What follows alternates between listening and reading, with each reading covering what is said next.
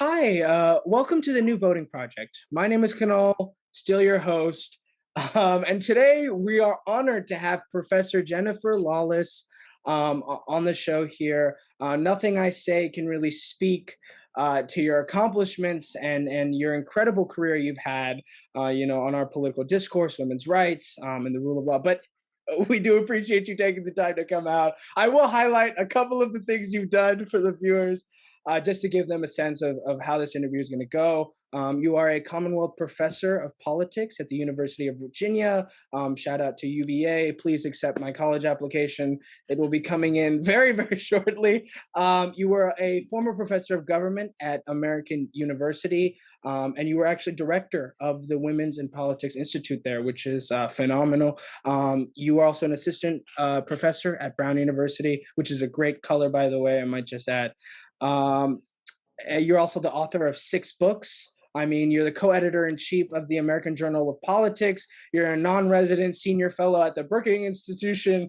You have a BA in political science and an MA and PhD from Stanford University. And you were also a political candidate in 2006 in Rhode Island's 2nd Congressional District.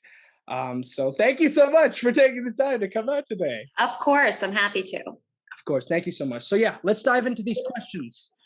All right, just for our viewers, talk a little bit about your background and how you got started in all this education and politics and, the intersection of it all. So yeah, let's start with that. Sure. So my main area of research is women in politics, and in particular, why we have so few women holding positions of political power. We tend to think about high-profile women like Hillary Clinton and Nancy Pelosi and Kamala Harris, and we think, oh, well, life is good. We have women in top positions of leadership, and they're on the front page of the newspaper. You can Google them and you can get millions and millions of hits. But the reality is that our political systems are still overwhelmingly dominated by men. And that's the case at the federal level. It's the case at the state level. It's even in the case at the local level. The overwhelming majority of mayors and city councilors are men. So I've always been interested in that question. And in particular, why it is, given that study after study and election cycle after election cycle, we find that women are just as likely as men to win when they run for office. And so the research that I conducted for my dissertation when I was at Stanford, several of the books that I've written, a survey that I'm in the process of conducting now, tries to get at this question of political ambition and the gender gap in political ambition, and why it is that women and men who look the same on paper aren't equally likely to think about running for office, to throw their hats into the ring, and ultimately to do it. Because at the end of the day, I'm a big believer in a political system that mirrors what our population looks like. People have diverse backgrounds, they have different experiences, and we can get better representation if we have women and men, people of color, people with different socioeconomic backgrounds who are providing their perspective and helping to lead our cities, our states, and our nation. So understanding systematic barriers to that is basically something that's always been really important to me. And the first time I remember really caring about this was when I was in 11th grade and Clarence Thomas was being appointed to the Supreme Court. And the Judiciary Committee was conducting these hearings, and Anita Hill came forward and said that he had sexually harassed her. And I remember watching this all-male Judiciary Committee grilling Anita Hill and thinking something fundamentally doesn't sit well with me when it comes to that. And at that point, the question about, well, why are there no women on this committee just sort of took on a life of its own. And that's how I've spent the last 30 years. Well, I'd say you did a lot in the last 30 years. And I think you'll be glad to hear I am actually currently running and on 4 separate female candidate-led campaigns here in the Bay Area. One for district attorney, one for sheriff, one for state assembly, and one for Oakland mayor. So trust me, we do plenty out here on this side of the coast.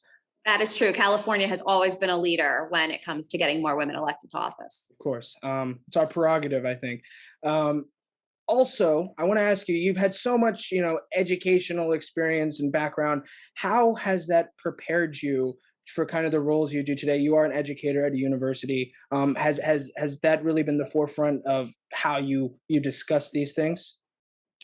Well, I think running for Congress in 2006 helped a lot because, as you probably know, as some of your viewers know, academics can sometimes be a little bit dry. They can sometimes get stuck in the weeds. They can sometimes lose sight of the practical importance of the questions that they're answering. Mhm. And when you run for office, you don't have the luxury to do any of those things. You have like 30 seconds with a voter, and you have to convince them to vote for you. You have to convince them of what issues matter the most. Yeah. You have to convince them to vote at all and to get involved in politics. And so I think meshing those two experiences, a background in academia, but also running for Congress myself, allowed me, I hope, to communicate these kinds of discussions and these kinds of issues in a way that is important, but also interesting. And, so I don't really think about just having one background. I think both of those backgrounds have allowed me to get out and talk to receptive audiences about why we need more women in politics, why young people need to get involved in politics, why women's rights are critical for, global health. And so, across the board, I think it's been both of those backgrounds and experiences that have really shaped the way I approach these things. Yeah. The next time one of my teachers says you have to stay in class, you can't go to a campaign event or something, I'm just going to I'm going to give them your number and just say, call her. Have them call, send a text. Exactly. So I swear I'm going to do it. So let's talk about your campaign. Campaigning is kind of my expertise on the show. What were the policy objectives, your agenda as a candidate? I love to have candidates on the show. I've had many. And why did you run? What compelled you to kind of take that step after having such a distinguished career? Well, it basically came down to the fact that I had just written this book about why women don't run for office. Mhm. And one of the main reasons was that they didn't think they're qualified, right? So women who look exactly the same on paper as men are more likely to express doubts and not think that they have what it takes to enter the arena. And so that was very fresh in my mind. And the incumbent in Rhode Island's 2nd Congressional District at the time, it is a heavily Democratic district. Right. But he was ardently anti-choice. He was doing anything to end the war in Iraq. He had demonstrated time and again that he just didn't really respect the right to privacy in general. And no people willing to run against him because he was an entrenched incumbent. And there were no women, there were no men, there was nobody willing to say, you know what, this is just not okay. The representative of this district should actually be representing the voters in this district and share the policy beliefs of the voters. And I had students at Brown at the time who had just graduated, who were planning to go to law school, and who said that if I threw my own hat into the ring, they would delay law school. They would defer for 2 years and spend all of their time working on this campaign. And so with the idea of this infrastructure in place, I figured, how can I say no? I'm at the point right now where I've just spent hundreds and hundreds of pages encouraging more women to run for office. Here's a perfect opportunity. I have the credentials. Right. I should do it myself. Mm-hmm. And I did, and I lost, which is unfortunate. But, I got 40% of the vote against. Yeah, you didn't do too bad. Not at all. We definitely outperformed expectations. Yeah. And, I think it mattered a lot. It sent a signal that a political outsider could do better than a lot of people expected. Mm-hmm. And it also moderated his voting record on several issues. And so, I think it was a win-win. That wasn't why I got into the race. I got into the race to win. I wanted to be in Congress. Still find that an incredibly appealing goal. But if you lose and you're able to make positive change along the way, that's nothing to sneeze at either. Yeah, no, it's still a great accomplishment. To run for office, I mean, I've seen it on the back end. It's not easy. And anybody who really takes up that mantle is putting a lot of shit on their back, a lot of shit. And yeah, it's great. Yeah, I commend you for that. I mean, what I always say to people is that, it's your name on the signs. And so really the buck stops with you. But the way that I always explain it is, imagine every single day crashing a wedding, that you weren't invited to, and then every guest there and introducing yourself. And that's what it's like, right? Like no one's that interested in the campaign as much as you are. Voters are generally nice, but they don't really want to have long conversations with you while they're doing something else. But anytime that you meet somebody, that's what you have to do. And at first I thought it was very intimidating, and it takes about 2 weeks to realize that anyone can do it. If you believe that you're going to be the best representative, just go out there and do it. It takes no time to acquire thick skin, and it takes no time to acquire campaign skills. Yeah, no, and you always have to ask for money. Constantly. Always money. And I guess after that, you still continued on being an educator. Why kind of take that and keep going with it? I mean, I always thought that well, first I should note that I was a professor at Brown while I was running. They don't pay you to run for office. So Yeah. unless you're independently wealthy, and I'm not, you have to have a job at the same time. So I never gave up being a professor.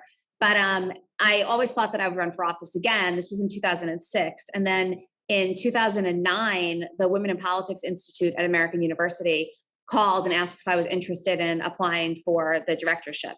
And at that point, it was clear that the incumbent that I had not defeated was less vulnerable than he had even been, 2 years earlier. The Democrats had taken back control of the House, and so he wasn't casting votes that would put him in a bad position or anything. And figured I could stay in Rhode Island and wait for him to retire maybe and seek that seat again. And P.S., he's still in Congress, so it would have been a long, long wait. Wow. Or I could go to DC and try to close the gender gap in political leadership by running this institute that would train hundreds and hundreds of women and young and girls to get involved in politics. And so that's what I did, and it was terrific.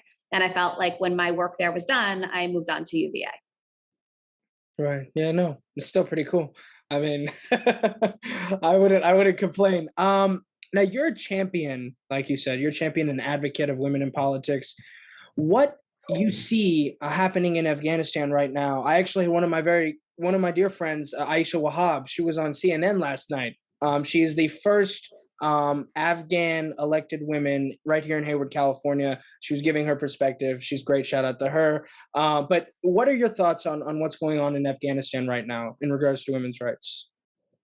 Oh, well, I mean, obviously, it's incredibly disappointing and tragic and difficult to watch. I think that it's important not to lose sight of the fact that Afghanistan is not that unusual. There are many, many nations around the world where women's rights are just not a thing. I think what's particularly disappointing and why it's so why these images are so powerful right now is because over the course of the last 20 years there were such substantial gains that women made. There are women serving in the Afghan government. There are women who went out and were educated and became doctors and lawyers, and now it's that chipping away at those rights that we're not accustomed to seeing. And so what I just feel it's horrible. But I do encourage people not to lose sight of the fact that this is only one place where that's the situation. And, Hillary Clinton in 1995 said women's rights are human rights and human rights are women's rights. And we're still not at that point globally. I think that a lot of democracies and democratic leaders believe that, and that's fundamentally true. But women's rights are often the last ones to get recognized and the first to go. And what we're seeing in Afghanistan is a perfect example of that. Right. And kind of following that idea, women, I'm here in Silicon Valley-ish, depending on where you look on a map. Women here, generally enter, then exit immediately because it's a very toxic environment. It's obviously built on certain ideals that you and I may vehemently disagree with, and it's very toxic. And being on Capitol Hill, where women are also entering, are they also exiting imminently? For example, AOC getting verbally assaulted like a year ago. That was a big national news story. What are the insights of women in politics right now when we see more women rising up and taking on that responsibility? Well, so here's the good news. The good news is that not only are women just as likely as men to win elections when they run, not only are they just as able to raise money, but generally speaking, they're treated very similarly too. Now, I don't want to say that there are no examples of explicit sexism or misogyny or discrimination. Of course there are. But when you look systematically at what women's experiences are generally when they enter the political arena, they don't look that different than men's. And that's because of partisanship, actually. We spend all of our time saying that party polarization is awful. The Democrats and the Republicans can't get along. Everybody's part of a team, and these teams have any, incentive to cooperate. But the upside to that is that in politics, your most salient identity is whether there's a D or an R in front of your name, not whether there's the presence or the absence of a Y chromosome. And so what that means is that even card-carrying sexists who hate women are going to still vote for them if they share the party label. They're going to still defend them as members of their team. They're going to still believe that they're better able to represent than men who don't have their party affiliation, right? And so as a result, in a lot of other male-dominated environments like law or business or technology, there isn't this layer of partisanship that sort of levels the playing field. It changes the cleavage of where competition takes place. And so that's generally a positive thing. But again, I mean, that's not to say that there aren't high profile examples of very, very bothersome and worrisome sexism, or that at the end of the day, you know, the Republican Party, for example, decides they're going to throw Liz Cheney under the bus, or, you know, the Democrats aren't going to spend as much time defending some of their female members as they might otherwise. But generally speaking, compared to other male-dominated professions, and this is sort of surprising to a lot of people, politics is actually, I would say, toward the top of the list in terms of equity and equality among those who have already gotten into the system. Wow. I didn't know, you know, at the local level here, where I try to play a role in a lot, I try to look past the D and the R because, you know, reaching across the aisle, community service is about representing a constituency, right? Just like you ran for office, it's about representing the folks who are going to vote for you. And as long as you have their hearts in mind and their policies in your head, you know, you have my support. But at that very national, federal level, you know, the polarization takes over. It does, but you know, something else that's important is that it's not necessarily inconsistent with what you just said, in that it's not a good thing, but our federal districts, our congressional districts are so gerrymandered and rigged. They're like almost all the same party anyway. They're just not competitive, right? So if you're a Republican and you're doing a good job representing your district, you're basically representing almost all Republicans. And the same is true on the Democratic side.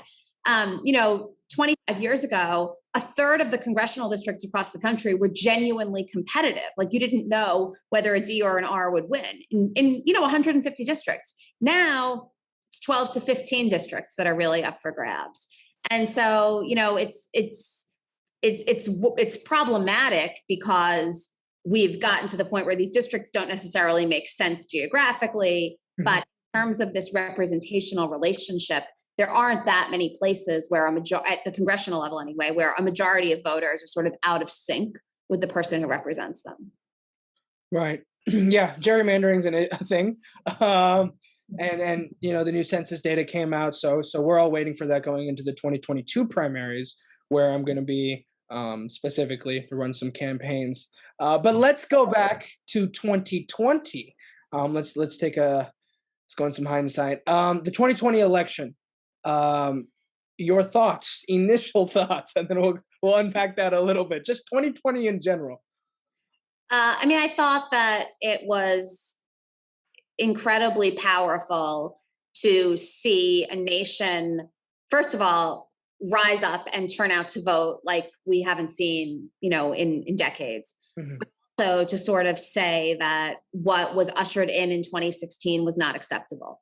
In 2016, a lot of people said, well, I didn't know what I was voting for. I didn't know, you know, I'm not sexist. I'm not racist. I'm not classist. I voted for Donald Trump because he cares about taxes, right? Or, you know, we needed change.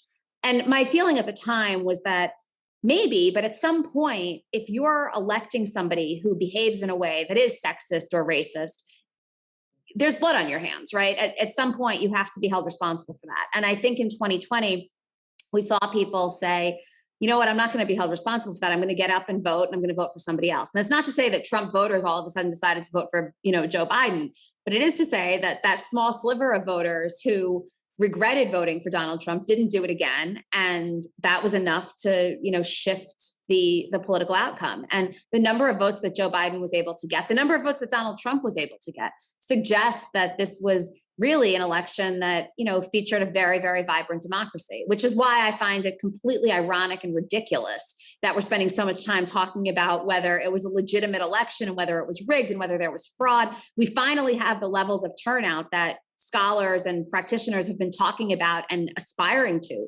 And, you know, it's seen as somehow illegitimate. So that's very, very disappointing. But if you look at just the raw numbers and if you look at what those voters represented, I think it's hard to walk away disappointed from that outcome. For both parties. I like to say that a lot. You look at the vote counts on both, it was like 75, and it wasn't that far off. It's beneficial to both parties to come out and vote. And that's what I like to see. But it's funny, you know, in history, they say the pendulum, you know, always switches, you know, it comes up, comes down just a little bit. And I think this was just one of those conservative reactions into an isolationist period in the United States. I mean, I've studied American history for a little bit, not as much as you have, but just a little bit. That's kind of my analysis on what happened in 2016. That's what got me activated. I became an activist after that. So that election really, really, energized the youth, in my opinion, at least around me. Yeah, and I think there was also a component of racism, right? That was more. In 2016, it seemed a little bit more subtle than what it became over the course of the next 4 years. But this general sense of like, well, we had Barack Obama for 8 years, like it's now time to get our ducks back in a row. Right. Like, let's not get crazy. And now they want a woman. Like, that's nuts, right? So, like, return to normal. And then I think that there were a lot of people who weren't expecting the presidency to unfold the way that it did. Yeah, or at least enter into a global pandemic. That's still going on, by the way. Yeah. All right. Now, I'm going to ask you a very simple question. There's only one right answer. Is voting important? It is. Wow. Yes. Wow. You should write a book about that right there. That's a book. No, but if you do, you can elaborate on that just a little bit. Yeah. I mean, I think voting is important for a couple of reasons. The first is that for whether we like it or not, the reality is that candidates and elected officials care about what voters think a lot more than they care about what people think. Mm-hmm. So they want to do the things that the people who will hold them accountable want them to do, which means that if you don't vote, your voice may very well not be represented. Now, it might be if you're, if you're somebody who's educated and middle-aged and just was too busy to turn out that day. There are lots of educated middle-aged people who turn out to vote. And so you might share those people's preferences and you might not be underrepresented to the same extent. But the reality is there are systematic biases in terms of who actually does turn out. And we know young people are less likely than older people to turn out. We know that people who don't have higher, that your socioeconomic status is correlated with your likelihood of turning out to vote. We know that if you have skills that can help you generate political knowledge, that can help you follow the news, that are sort of correlated with your overall political interest, you're more likely to turn out to vote. And we also know that all of those people have different preferences on key policies than other people. So if you want your voice represented, you've got to vote. The other reason that I would say that it matters is because voting becomes a habitual activity. If you do it once, you're far more likely to do it again. Exactly. Yeah. And so dipping your toe into that water initially opens your whole world up to organizations contacting you and sharing with you ways that you could get involved with them. It opens your world to issues that you might want to rally around or care about. It opens the door to ultimately running for office one day if you want to do it yourself. And so, I just think that it's not just about civic duty. It's about being an engaged citizen. Yeah, which I think should be inherent upon us. We live in a democracy. We like to say that we're all democratic and we spread our ideals in every country we can and impose our beliefs. But if we're such hypocrites, I mean, God damn, we're such hypocrites. And the other thing I would note too is with voter turnout. So we hear a lot about the presidential level, and usually we're at least at 50%. Then you get to congressional elections, 35, 40%. Right. When you get down to primaries, though, in my primary, when I ran for Congress, voter turnout was less than 10%. Less than 10% in a congressional primary, right? So 90% of the people that I met on the campaign trail didn't even bother to turn out. At the local level, there are school board elections across this country where voter turnout is 3 or 4%. There are literally thousands of school districts where candidates run unopposed, or there are no candidates. They can't even fill the seats that do exist. So, we have 500,000 elected offices in this country. We're asking voters to send people to occupy them. Mm-hmm. And only 12 people show up. Mm-hmm. It's hard to imagine that we're going to get the best candidates that we can get as compared to an entire nation making their own assessments and providing their evaluations of who's on the ballot. Right. And like I said, local politics is where you can really feel it. You can touch, you can, inhale the impact of what you're making. Because, calling your city council, calling your mayor, your school board, et cetera, makes a difference. Trust me. Highly encourage that. Now I'm going to ask you another question, kind of pertains to youth in the United States. Should I'm 17. I will be voting in my first election next year, pre-registered, so don't grill me. I'm already there. Should we allow 16, 17-year-olds the right to vote in their school board elections, in their municipal races, or just give them the full right to vote in all elections and introduce that at an early age so they can carry on that habitual cycle? No. I think it's really, really important that we socialize kids to get involved in politics. Mhm. And I think pre-registering to vote is a great idea. I totally support civic education that makes it a requirement for high school students to somehow get engaged in their communities, whether it be in politics or community service. Mhm. I encourage every parent to take their kids to vote. I encourage every parent to, put up a lawn sign and explain to their kids what that sign represents, to watch the news, to read the newspaper, all of these things.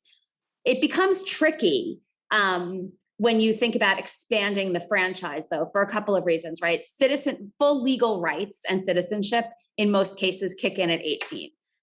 You're often living in your parents' house till you're 18. They're your legal guardians until you're 18. So first of all, there's this like coercion piece, right? Like, are they going to actually tell you who you're going to vote for? Is there going to be pressure? But there's also, I think, there's this general independence. Like when you become an independent person, when you're 18, when you are eligible to serve in the armed forces, when you're eligible to own a gun, when you actually have autonomy over these kinds of policies that apply to you, then I certainly think that you should have that right to vote. Now, my caveat would be that if you're an emancipated 16-year-old or 17-year-old and you're on your own, yes, you should have that right to vote. But I don't think that there's a fundamental change. I don't think that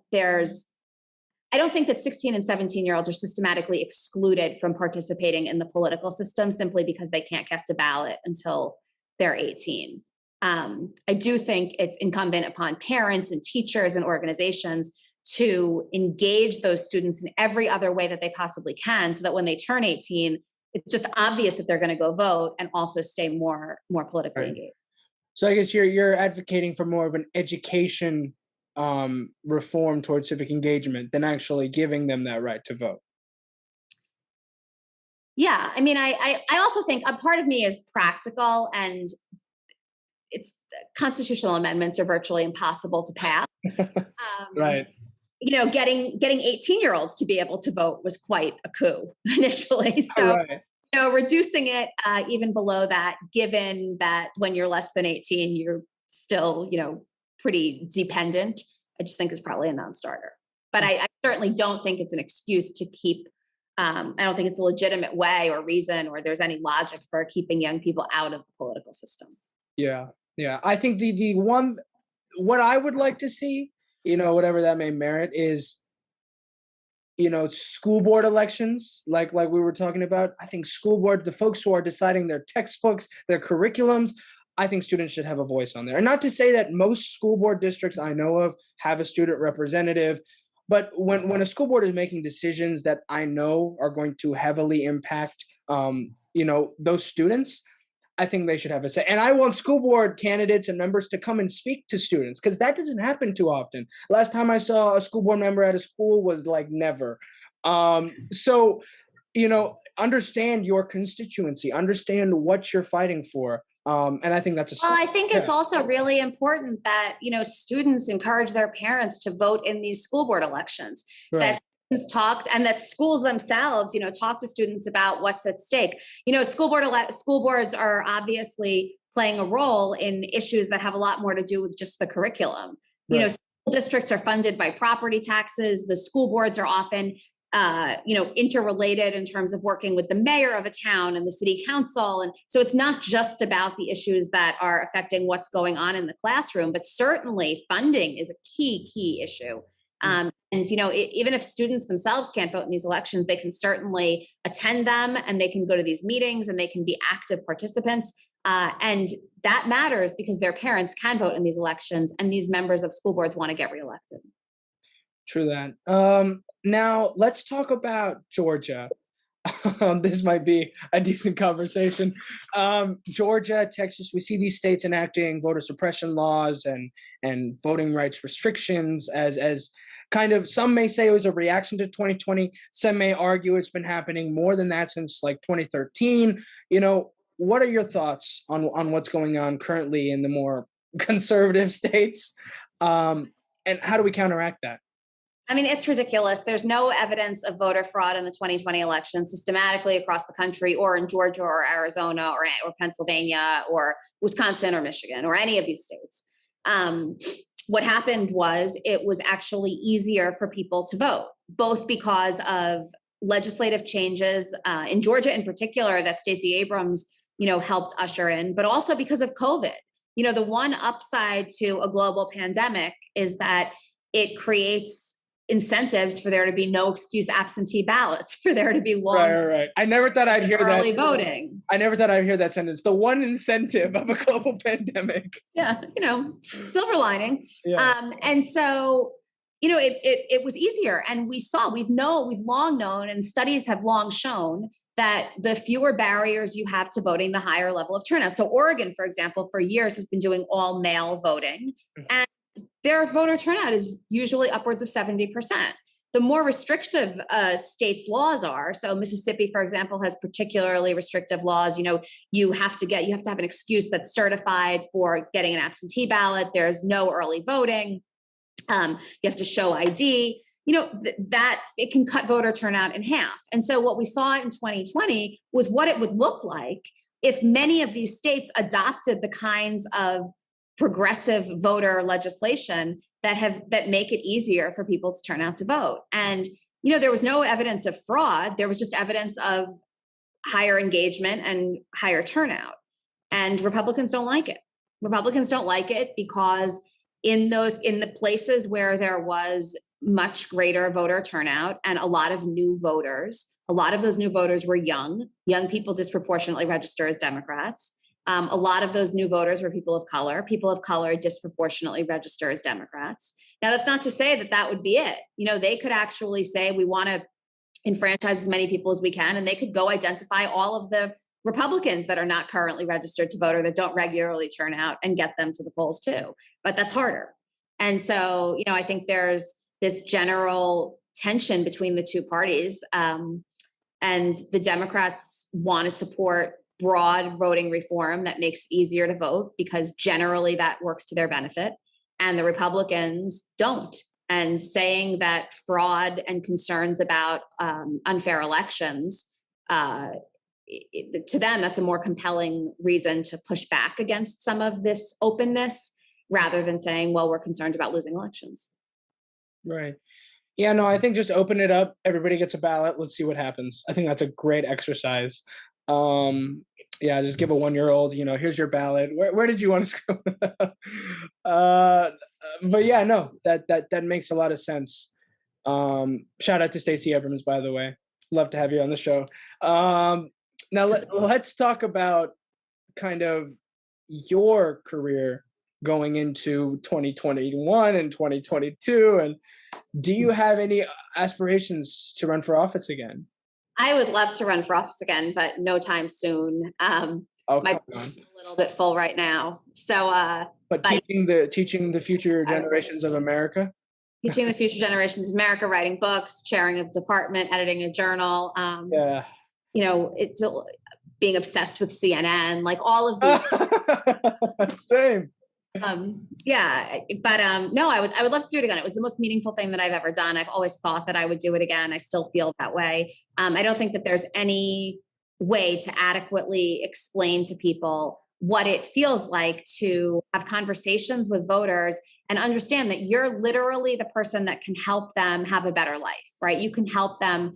You can help enact policies that will enable them to get medication and put food on the table. You can enable policies that will ensure that their heating bills won't be so astronomical that they have to decide between a trip to the grocery store and paying for heat. You can be the person to decide or shape sort of US foreign policy and whether we should be, nation building or not across the board. You can help determine whether we should have federal voting rights legislation or whether we should codify Roe v. Wade. Across the board, there are all of these issues that matter so much to individuals, and you're the conduit.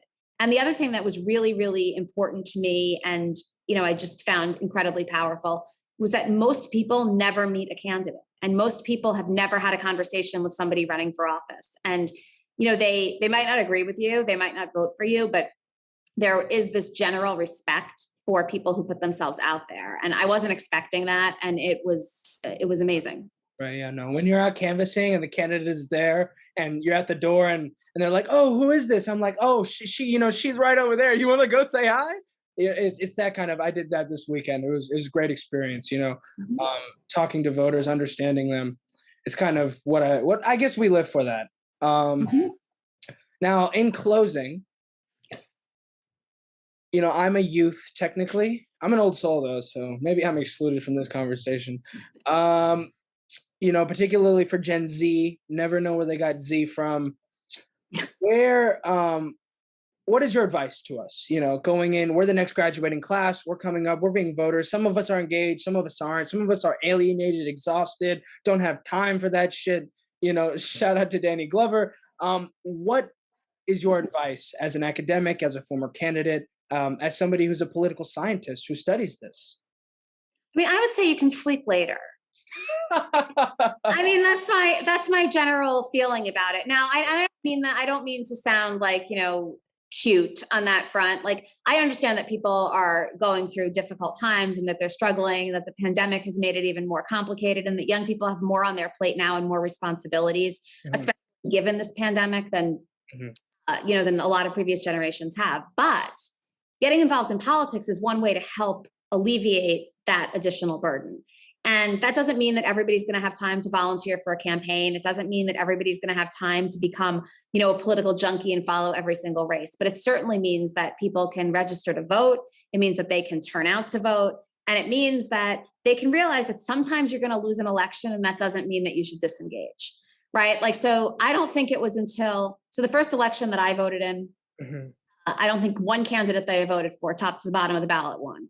Second time around, I was more successful in terms of who I chose. But I mean, I've voted for losers way, way more often than I voted for winners. And that doesn't mean that you pack up your bags and you quit when your candidate doesn't make it into the office. It means that you work harder and that you do more to help candidates that you would really support. And so, I would say that it's not a sprint, it's a marathon, and there are ebbs and flows, and the political climate will change and the pendulum will swing, and you might be disappointed with the way that things are going right now, regardless of whether, what side of the aisle you're on. But you can be an agent to help change that. And so, I would say get involved. And the one other thing I would say, especially to this generation, is I understand that you like your devices and that you do all your communicating online and digitally. But reality is that actually going to a rally or attending a protest or meeting a candidate or knocking on a voter's door, if you have the ability to do that, it's actually very, very meaningful. That's not to say that you shouldn't call and text and send messages and, do whatever else you do to get these candidates elected in a very 21st century kind of way. But old school political participation is invigorating. And there's something about it, I think, that is contagious. And so I always tell my students to go out and do something that actually involves meeting a real live person and leaving their room. And so I would encourage young people to do that too, because I think you'll be pleasantly surprised. Yeah, I'd have to agree. One thing I would like to follow up is, how do we, I'm obsessively, I think, engaged youth. How do we kind of not burn out as youth? I've actually ran several campaigns, lost most of them. Majority, like you said, we lose. When you're fighting for certain policies that seem alien, but you lose. How do we not burn out? I don't think that it has to be the only thing you do, right? I mean, there are people who become political consultants, or who run campaigns, or who do politics as a career. But I think that something that students often find helpful is to think about it as just an important hobby or an important, side thing that you're responsible for, that you're engaged with, but isn't your entire life. Like when you're 17 or 18 or 19, you shouldn't know exactly what it is that you want to do. You should have time in your life to try a few different things. It's important to me that politics is on the list, so that we have tons and tons of young people out there at least giving it a shot and seeing what it's like. But I would encourage all those political junkies to try something else as well. And if you're a little bit more well-rounded, you're a little bit less burnt out. And this is coming from somebody who basically has a CNN IV in her arm at all times. I mean, I'm burnt out. I'm just trying to help the next generation not replicate my own mistakes. Yeah, that's sound advice, I think. I don't know exactly what I'm gonna do, but it's gonna be cool, I'll tell you that. I'm sure it will. But yes, no, before we log off, is there anything you'd like to add? I would just add that, we tend to spend so much time talking about the downside to politics and the vitriol and the animosity and the hatred and the fighting and the polarization. But it's through conventional political processes that anything good happens as well. And, so I would just encourage people to think about the community center that operates in their town, or think about the new teachers that the district was able to hire, or think about the new legislation that makes it easier to vote. And realize that those are all political accomplishments as well. So, for every negative, there's at least one positive, and it's our political system that makes the world go round. Yes, and the reform that needs to happen. Well, yes, no, thank you so much for a great time and a fantastic interview. Is there any way folks can catch up on you, stay updated on what you do? You want to link your Twitter? I'll have it in the description. Yeah, so Twitter is a good way to do that. And then also through the University of Virginia, our political science department, our politics department website highlights all the work that we're doing. My colleagues and I are obviously very, very concerned about campaigns and elections and public opinion and what's going on domestically and globally. So that's a great resource. Yes, and it's mandatory that anybody who comes on the show has to follow me back on Twitter. So that's definitely going to happen. You're always more than welcome to come back and we'll pick your brain a little bit. But thank you so much for taking the time and giving us your thoughts. Oh, it was great. Best 47 minutes I've spent all day. I appreciate it. Thank you so much, Professor. Have a great day. You too.